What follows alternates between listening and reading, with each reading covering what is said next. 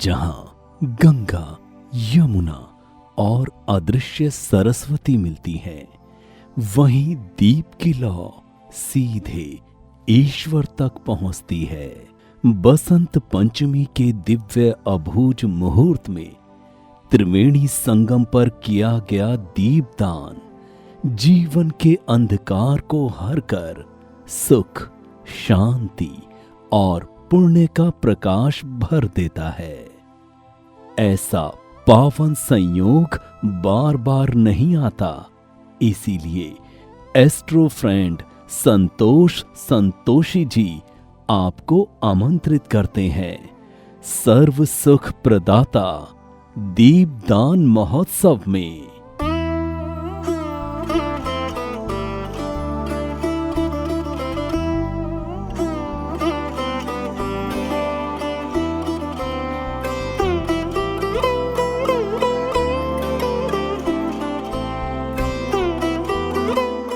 जय यमुना मैया की, जय गंगा मैया की। मित्रों, आज ये जो आप यहाँ पर भाव देख रहे हैं, यह इस समय हम लोग वृंदावन में यमुना मैया के तट पर आप सबके निमित्त, आप सबके कल्याणार्थ दीपदान का एक प्रतीकात्मक भाव प्रस्तुत करेंगे। यह भाव मात्र है, जिसको इंग्लिश में हम लोग कहेंगे ट्रेलर है। पूर्ण फिल्म तो संगम तट पर होगा, प्रयागराज में आगामी बसंत पंचमी 23 जनवरी 2026 को। बसंत पंचमी 23 जनवरी 2026 को एक विशेष महादीपदान महोत्सव का आयोजन हम सब नारायणी सेना शक्तिपीठ पश्चिमेश्वर सन्निधान फाउंडेशन के तत्वावधान में आरंभ होगा। एक दिन का ही आयोजन है, जिसमें प्रातः सूर्योदय कालीन जप, इसके बाद दोपहर में यज्ञ और संध्या वेला में जैसे ही संधिकाल होगी, सूर्यास्त से 40 मिनट पूर्व दीपदान महोत्सव होगा। सर्व सुख प्रदाता दीपदान, यथा नाम तथा गुण। आप जिस भी कामना से, यम यम चिंतयति कामम तम तम प्राप्नोति निश्चितम, दुर्गा सप्तशती के कवच का ये खास पाठ का जो पंक्ति उद्धृत कर रहे हैं, वो यही है कि आप जिस भी कामना से दीपदान महोत्सव में हिस्सा लेंगे, सर्व सुख प्रदाता महोत्सव में हिस्सा लेंगे, उसका पूर्ण लाभ आपको अवश्य प्राप्त होगा। तो अभी हम आपको आचार्य विवेक जी, आचार्य शिवम जी के द्वारा इसके विषय में कुछ और विशेष जानकारियां हम प्रस्तुत करवाएंगे। साथ ही साथ किस प्रकार से दीपदान किया जाएगा, इस विषय पर भी हम पूरा आपको करके दिखाएंगे और अनुरोध करेंगे, निवेदन करेंगे आपसे कि ज़्यादा से ज़्यादा संख्या में संपूर्ण परिवार के कल्याण के लिए, अपने कुटुंब के लिए, अपने पितरों के लिए, अपने इहलोक के लिए, अपने परलोक के लिए आप इस दीपदान महादीपदान महोत्सव में अवश्य हिस्सा लीजिए। बहुत अनिवार्य है ये और परम भाग्य से आपको प्राप्त होने जा रहा है। 2026 अंक ज्योतिष के आधार पर देखा जाए तो यह एक के अंक में आता है, जो कि सूर्य का प्रतीक है। एक का अंक सूर्य का होता है और दीप सूर्य के प्रतीक के रूप में रहेगा। बसंत पंचमी ज्ञान के प्रतीक के रूप में है, ज्ञान भी एक प्रकाश ही है। तो सारे लय को, सारे तारतम्यता को जोड़ें, सारे डॉट्स मैच करें और इस दीपदान में हम आवाहन करते हैं, अवश्य भाग लें। अब आगे आचार्यों से आपसे वार्ता कराएंगे और दीपदान कैसे किया जाएगा, क्या विशेष रहेगा, इस पर चर्चा करेंगे।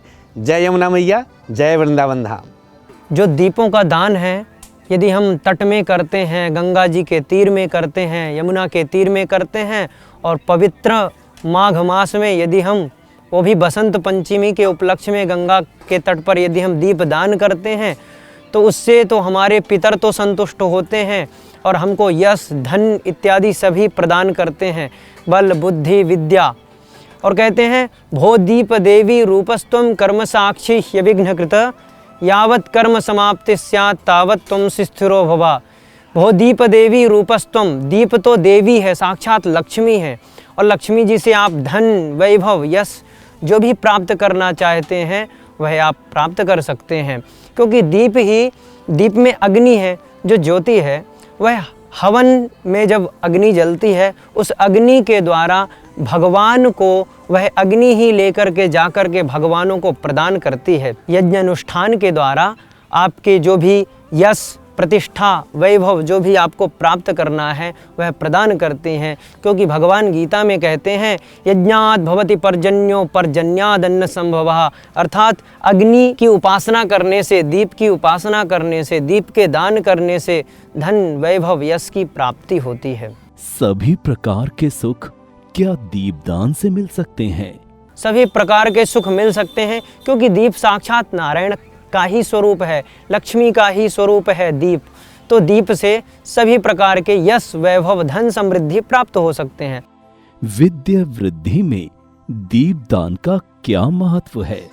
विद्या वृद्धि में दीपदान का, क्योंकि जो दीप है वह कर्म का प्रधान है, कर्म की साक्षी है।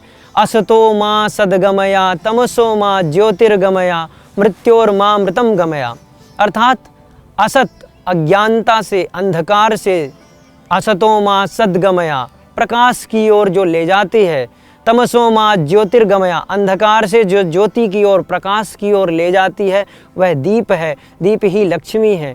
तो जिस प्रकार अंधकार में सूर्य से हमें सब वस्तु दिखाई देती हैं, उसी प्रकार यह दीप की आराधना करने से, अर्थात दीप की आराधना, साक्षात भगवान की आराधना, यज्ञ नारायण की आराधना, और इससे हमें हमारे इष्ट जो भी हमें धन चाहिए, विद्या चाहिए, पुत्र चाहिए, संपत्ति चाहिए, यह सब अग्नि देवता प्रदान करते हैं। दीप साक्षात नारायण है। अगर किसी का विवाह ना हो रहा हो तो विवाह में आ रही उस बाधा को दीपदान से कैसे दूर किया जा सकता है? तो आइए आज हम सभी लोग जानेंगे, अगर हमारे विवाह में देरी या किसी प्रकार की रुकावट या बाधा उत्पन्न होती है तो हमें किस प्रकार दीप दान करने से हमें वो सारी बाधाएं दूर कर सकते हैं। आइए एक श्लोक के माध्यम से मैं बताता हूँ, फिर उसका हम भावार्थ भी समझेंगे। ओम दीपो ज्योति परब्रह्मा दीपो ज्योति जनार्दनः दीपो हरतु मे पापम पूजा दीप नमोस्तुते। दीपो ज्योति परब्रह्मा, दीप जलाकर अगर हम किसी तीर्थ तट पर जाकर के दीप दान करते हैं तो हमें साक्षात परब्रह्म परमेश्वर की कृपा प्राप्त होती है। दीपो ज्योति परब्रह्मा दीपो ज्योति जनार्दन। जनार्दन कौन? भगवान श्री हरि नारायण। और नारायण की तो वैसे भी 16,108 पटरानियां। तो विवाह में बाधा तो उत्पन्न हो ही नहीं सकती अगर हम दीपदान किसी तट पर, गंगा या यमुना के तट पर, माँ सरस्वती के तट पर जाकर के करते हैं। दीपो हरत में पापम पूजा दीप नमोस्तुते।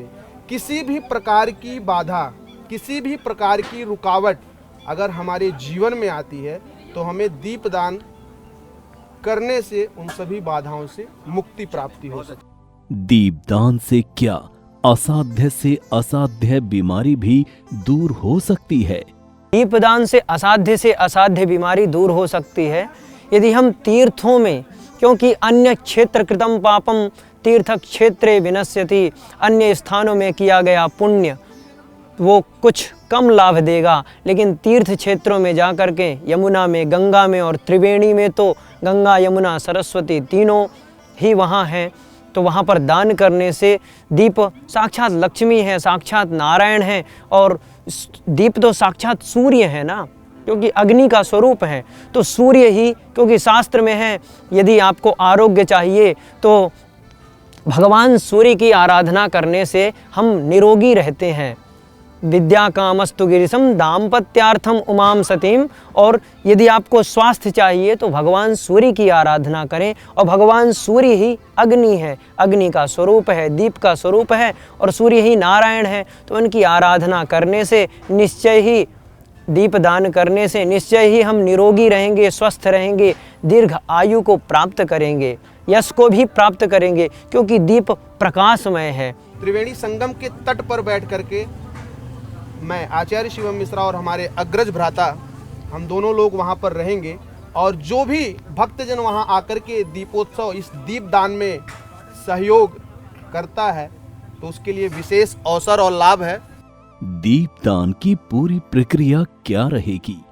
और जो लोग किसी कारण से आ नहीं सकते, क्या उनके निमित्त भी दीपदान हो सकता है। आप घर बैठे भी दीप को दान कर सकते हैं, क्योंकि तीर्थों का राजा प्रयाग है और प्रयागराज तो साक्षात तीर्थों के राजा हैं, वहाँ सभी तीर्थ वास करते हैं। तो आइए, जो भी प्रयागराज नहीं आ सकते हैं वह घर बैठे ही दीप दान कर सकते हैं, उसका लाभ ले सकते हैं और आप घर बैठे ही वह पुण्य को प्राप्त कर सकते हैं। अपने दीर्घ आयु, यश और वृद्धि के लिए, स्वास्थ्य के लिए आप आइए, प्रयागराज में दीपोत्सव में सम्मिलित होइए।